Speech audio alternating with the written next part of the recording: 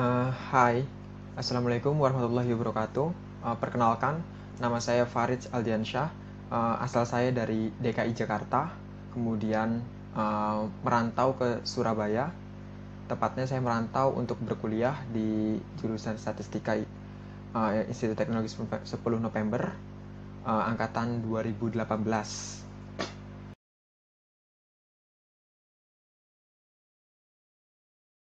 Menurut saya, jurusan statistika itu apa ya? Jurusan yang benar-benar general. Artinya umum. Umum itu artinya dapat diterima oleh seluruh orang gitu. Dan artinya lagi, ketika saya kuliah di statistika, saya dapat mengimplementasikan pengetahuan statistika saya ke real case, ke kehidupan nyata gitu. Dan tentunya statistika akan membantu bagaimana caranya untuk membangun negeri. Bagaimana caranya dengan menyatukan data gitu. Data yang diapakan? Datanya kita olah, teman-teman statistik olah tuh.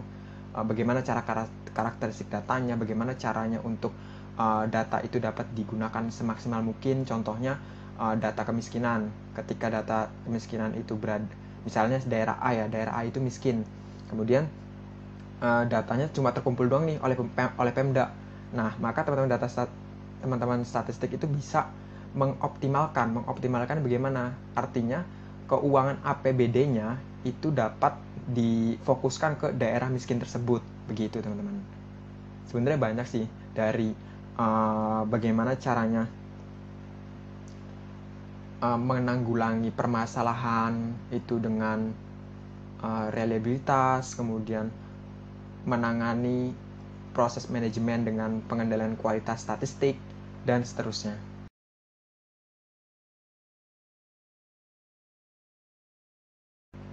Tanggapan orang-orang kalau tahu saya statistika itu kaget sih sebenarnya. Soalnya saya sendiri kan bukan orang yang senang di depan komputer gitu ya. Saya itu tipikal orang yang suka berada di lapangan, kerja di lapangan. Tetapi ketika saya tenggelam di dalam dunia statistika, saya merasa oh gila, ini gue banget. Soalnya kenapa? Soalnya dengan data saya tuh bakal tahu kayak apa, tahu kehidupan, tahu uh, real case suatu kejadian yang nyata itu seperti apa, dan menanganinya juga seperti apa. Kita tahu dari mana semuanya, yaitu dari data teman-teman. Kemudian kita juga tahu bagaimana caranya untuk mengoptimalkan dana APBD, dana kenegaraan, dana pajak gitu ya. Bagaimana caranya? Yaitu tadi mengintegrasikan data masing-masing sub gitu, masing-masing bagian.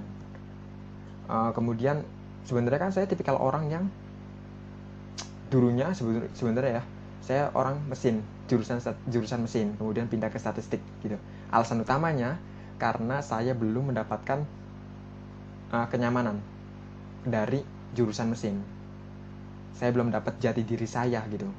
Ya kan saya sifatnya orangnya kepoan, kemudian suka otak-atik di bidang itu aja gitu.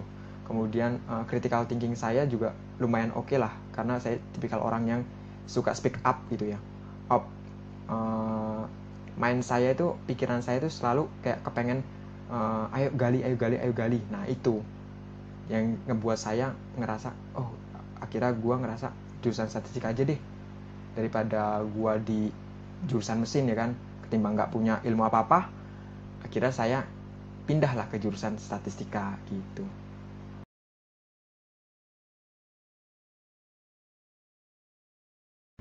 Mata kuliah apa yang ada di jurusan statistika? Banyak banget gitu. Dari mulai regresi, kemudian regresi pun dibagi teman-teman. Ada multivariat, univariat, bivariat gitu.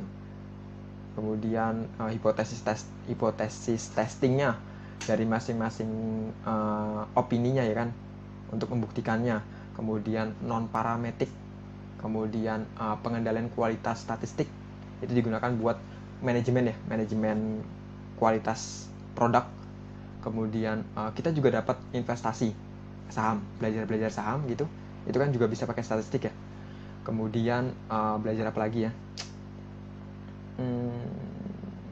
oh iya, semester 1 itu kita belajar dasar-dasar perhitungan, kalkulus, kemudian fisika, kimia, kemudian apalagi bahasa Indonesia. Kalau di statistiknya itu lumayan banyak. Matrix juga kita dapat, itu kan statistik juga bisa digunakan.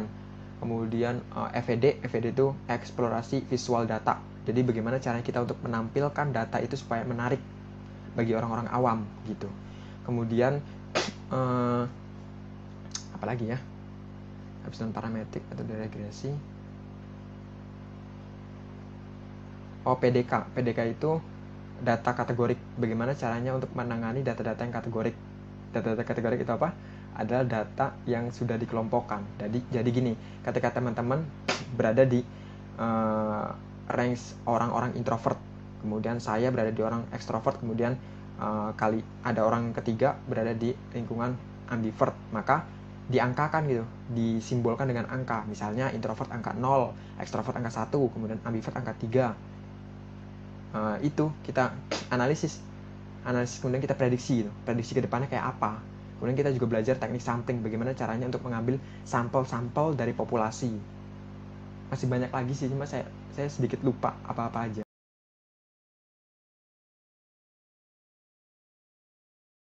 Mata kuliah yang susah kalau kata saya regresi, metode regresi. Kenapa? Karena gini, metode regresi itu macam-macam jenisnya itu banyak ternyata. Saya pikir cuma satu gitu. Oh ternyata ada case tertentu kita pakai ini, case ini pakai ini, case ini pakai ini gitu. Kayak contohnya gini, bagaimana caranya untuk memprediksi harga rumah gitu ya. Ketika kita sudah dapat prediksinya dan nggak langsung kita pakai teman-teman, kita lihat dulu evaluasinya, evaluasi dari nilai MSE-nya, nilai R-square-nya. MSE itu nilai ini ya, kesalahan prediksi. Kemudian R-square itu nilai variasinya. Variasinya semakin tinggi semakin lumayan bagus gitu. Kalau rendah berarti kan kurang enak lah, kurang bagus dilihatnya. Kemudian apalagi? Ya pokoknya regresi deh intinya. Itu susah. Saya cuma dapat nilai B metode regresi itu.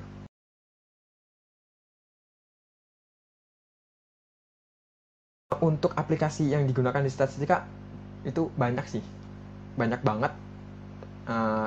Ada SAS, SPSS, kemudian WK, kemudian Python, kemudian R, kemudian Minitab, kemudian Excel, kemudian apa lagi ya?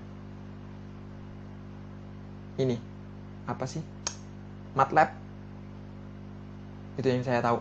Kalau ngomong-ngomong aplikasi yang saya sukai, saya pikir saya Python. Saya menggilai Python, sangat-sangat menggilai Python. Kenapa? Karena saya sendiri, menurut saya Python itu dapat digunakan apapun. Makanya saya pikir saya pakai aplikasi yang ringkas aja deh, satu aplikasi tapi bisa digunain apa aja gitu. Akhirnya saya pilih Python gitu. Codingannya juga codingan yang general, bahasa manusia itu, human research-nya.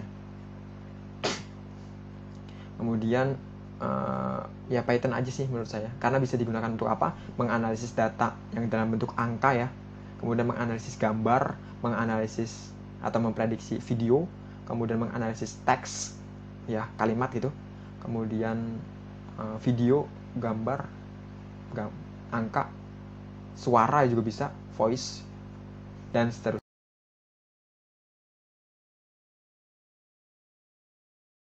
Kalau ngomongin orang-orang mana aja yang bisa daftar di statistika, sebenarnya semua orang bisa ya daftar di statistika. Cuma kalau kita klasterkan ya, kita kelompokkan, mungkin orang-orang yang hobi menghitung, kemudian orang-orang yang punya rasa kepo ya, rasa taunya itu tinggi banget, kemudian orang-orang yang ini apa ya, suka berkutat di komputer gitu, di depan komputer suka banget gitu. Kemudian apalagi ini juga bisa orang-orang yang public speakingnya oke.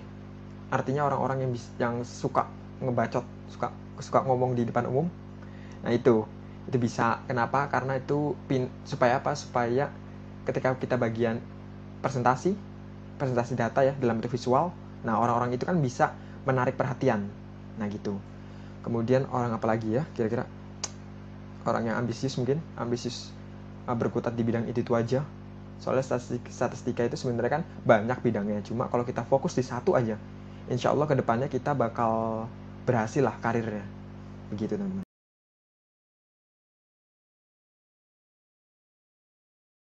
Kalau ngomong bangga ya, bangga, apa yang membuat bangga saya di dunia statistika, saya pikir saya bangga banget gitu. Kenapa? Karena kalau nggak di statistika saya masih di mesin gitu ya. Kalau pas saya di mesin saya rasa nggak, kan saya nggak dapat feel-nya tuh. Makanya saya pindah ke statistika. Kemudian kata orang-orang statistika, gila lu kok pindah ke statistika gitu? Ya karena ini mau gue gitu. Karena gue nggak dapat feel di mesin. Kalau ngomongin bangganya, bangga banget. Kalau di range angka 1 sampai 10, I think I will to show 9, angka 9. Saya akan menunjukkan angka 9. Kemudian yang buat saya bangga selain itu, saya bisa bekerja di mana saja. Itu, saya dibutuhkan di mana saja, baik di pemerintah, kemudian di startup, kemudian di korporat atau company, kemudian di sosial juga bisa, kemudian di research juga bisa. Apapun deh, kayaknya semua jurusan pakai statistika nggak sih? Nah gitu menurut saya. Oke, saya pikir itu aja dulu. Assalamualaikum warahmatullahi wabarakatuh.